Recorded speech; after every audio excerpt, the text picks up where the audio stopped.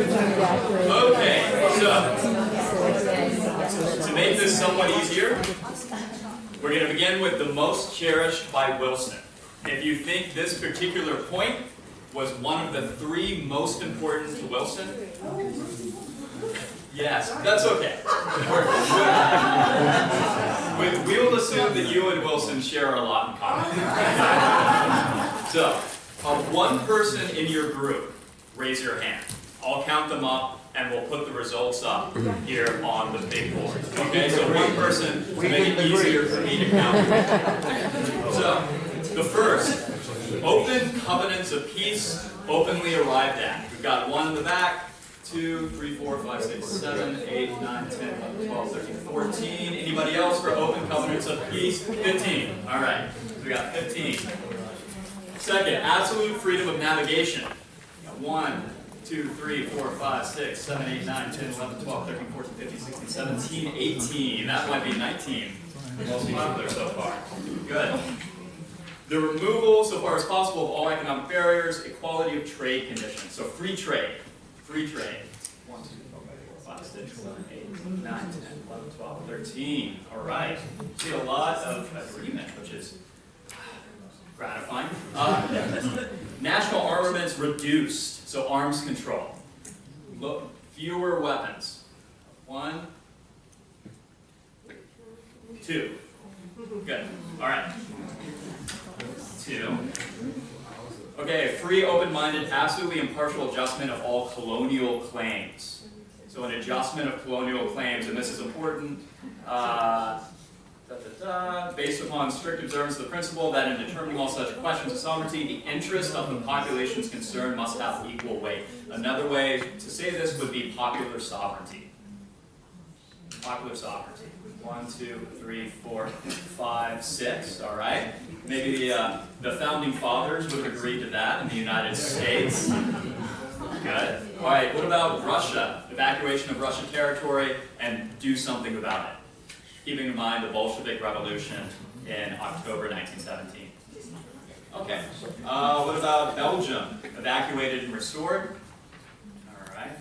All French territory, Alsace-Lorraine, returned.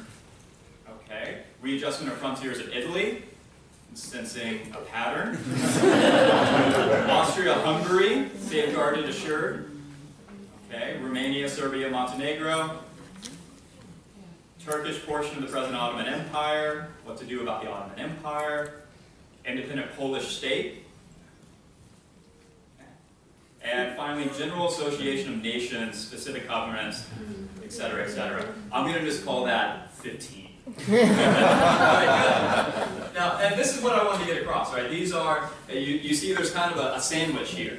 And in the middle are really more territorial questions having to do with what the political geography, what should the map look like at the end of the war? And it's bookended by the more expansive, right, obligations. Okay, let's go through this quickly. Anybody for 1? Most realistic. Anybody for 1? Anybody for 2? So most realistic. Free seas, we got 1. Freedom of navigation. There we go. Make that sound. Okay, 1 freedom of navigation. Free trade, number 3. Anybody free trade, realistic? Okay. I think you're on firm historical ground. All right. National arms control. 1, 2. And indeed, in the 1920s, we'll see a number of treaties to reduce the numbers of dreadnought battleships and also to legalize chemical warfare. So, that's some realism there. Russian territory. What to do with the new Soviet Union. We've got 1. Okay. Back. No. Right. Is that right? You should be proud. Yeah. It's good. And so should that. Yeah. They might never have the code rule. It's very true. Yeah. You got it against the wrong number. That was 6. Oh, was that for 6? Oh yeah, you're right. Did I skip 5? Yep. Oh yes. So colonial claims based on popular sovereignty. Anybody? Yes, and I think the Indians would probably agree with you there. 7, Belgium. Evacuation, restoration. We're going to call that a majority. I think 15 is my number for that. Alsace-Lorraine. French territory. Yep. I would call that closer to 10. Italy. Okay, I got a number there. Call that 8. Austria-Hungary. What to do with the Austro-Hungarian Empire? 2. Europe, we've still got 4. All right. Let's see. Romania, Serbia, and Montenegro. Evacuated, restored. I mean, it is what started. We got 1. It is what started the whole conflict. Let's see. Turkish portions of the Ottoman Empire. New Turkish nation, but also some resolution of the political problems in the Middle East. Yeah? We got a couple of hands for peace in the Middle East. I'm impressed. Right. An independent Polish state. Yeah, and they managed to keep it for about 20 years. All right, so we're going to say that's about 5. And then lastly, the League of Nations, which I haven't mentioned by name yet. All right, most realistic. Interesting. Good, so about 10. Sorry, I didn't get down there. So slightly different, but a bit of overlap. And I'm interested, and I find it fascinating that the realism and the importance of the League of Nations is recognized all over. It's also useful for my purposes because it prompts the final and very concise final section of my presentation. So, with these demands, Wilson arrives in Europe to great euphoria. He is the first American president to leave the country, and he does so in spectacular fashion. He stays in Europe for 6 months, which is incredible to think. Even today, with the power of they had instantaneous communication in 1918 and 1919, but nonetheless, it's incredible to imagine, really before the advent of commercial airfare, that an American president would simply leave the White House for 6 months. He went back for 2 weeks at one point, but for all intents and purposes, he was an absentee president, and he's greeted by widespread euphoria. I mean, and I think it's clear from the historical sources, the parade in Paris is one of the largest ever seen. Wilson is hailed as this conquering hero, as H.G. Wells describes him, a messiah, in part because of how critical American intervention was in tilting the balance in the conventional conflict, but also because of these enlightened values, these universal principles by which Wilson had justified American intervention. Now, the peace that is actually struck, the Treaty of Versailles, would reflect many of these Wilsonian principles, but not all of them, right? So we have John Maynard Keynes, the famed British economist, and also a junior member of the British delegation, describing a prestige and moral influence throughout the world unequaled in history. This is him describing Wilson's arrival. But there's a number of elements of the peace treaty that become sticking points, and ultimately Wilson fails to really achieve much besides the inclusion of a League of Nations in the final peace document. This means that there's the notorious war guilt clause, which assigns really the entirety of the blame on Germany, with the financial and economic reparations that would come due because of it.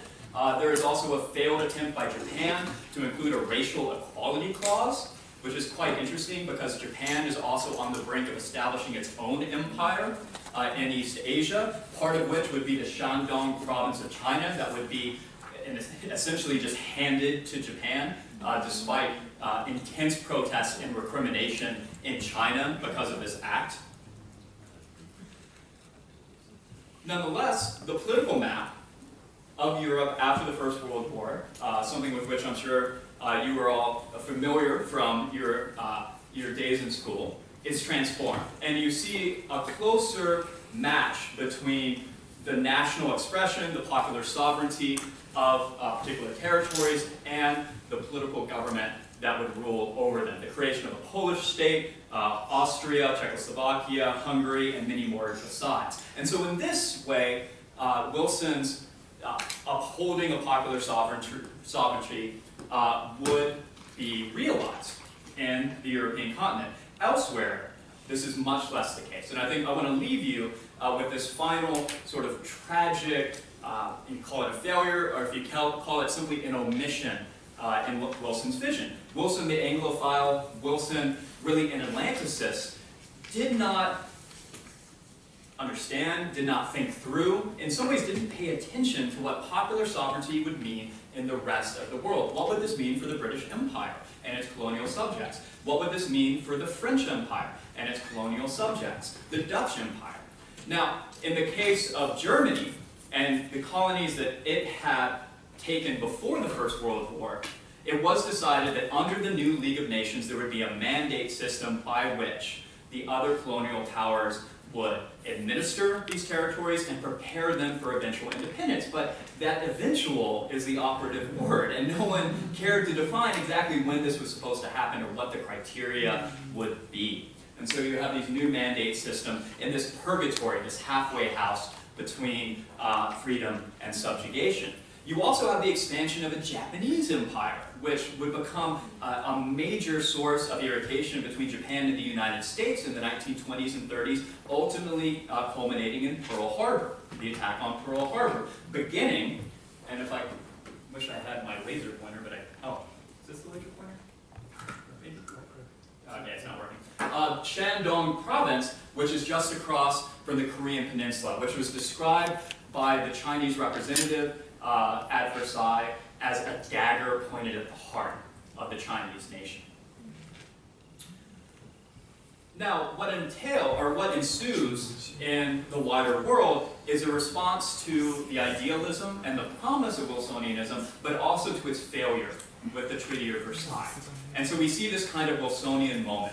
You see a mass movement in India starting to coalesce around the Indian National Congress led by Mahatma Gandhi, who previously had sought more Indian influence in the British Empire and who now really throws himself behind full political independence from the Commonwealth. You see the same in Egypt, where the father of the nation, Said Zaghloul, would bring about the 1919 revolution and really push for the end of the Franco-English control over the Egyptian nation. You would see this in Korean nationalism. That's a response to the Japanese control that had begun in 1884 and the rise of Syngman Rhee, who would eventually be installed as the country's dictator by the United States in the 1940s. And lastly, but certainly not least, in China, with the May 4th movement, the New Culture movement, really calling into question the traditional Confucian tradition that in the eyes of these responders to Wilsonianism,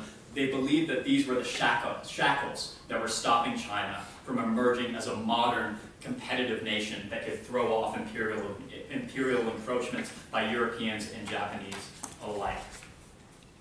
And then, in the interest of time, we won't discuss the failure of the League of Nations, the American rejection of it in the Senate, where it was not ratified by a 2/3 majority.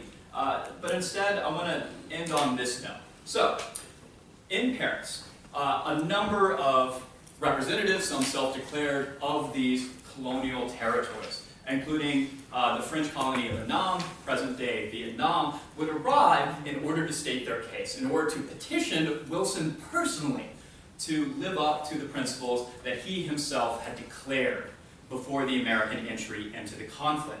One of these was a petition that was submitted in the name of the people of Annam, calling for complete amnesty for political prisoners, for juridical guarantees equivalent to Europeans in Indochina, freedom of the press, freedom of opinion, freedom of association, freedom of assembly, freedom of immigration and residence abroad, a right to education, a system of laws instead of a system of decrees, and a permanent Vietnamese representative, not full freedom, but at least a permanent Vietnamese representative in the French Parliament. The young signatory, Nguyen Ai Quoc, is how he signed his name. Vietnamese for Nguyen the Patriot. His real name was Nguyen That Thanh, but he would go down in history better known by a different name, that of Ho Chi Minh. So we see here the resonance and indeed the legacy of Wilsonianism. Not only the idealistic vision that it propounded in contrast to the European dynastic and imperial struggles, but also its failure to appease the upsurge of nationalist sentiment in the colonial world, including in places like Indochina, that will prove quite a morass for the United States in years to come. So, with that, thank you very much for coming today, for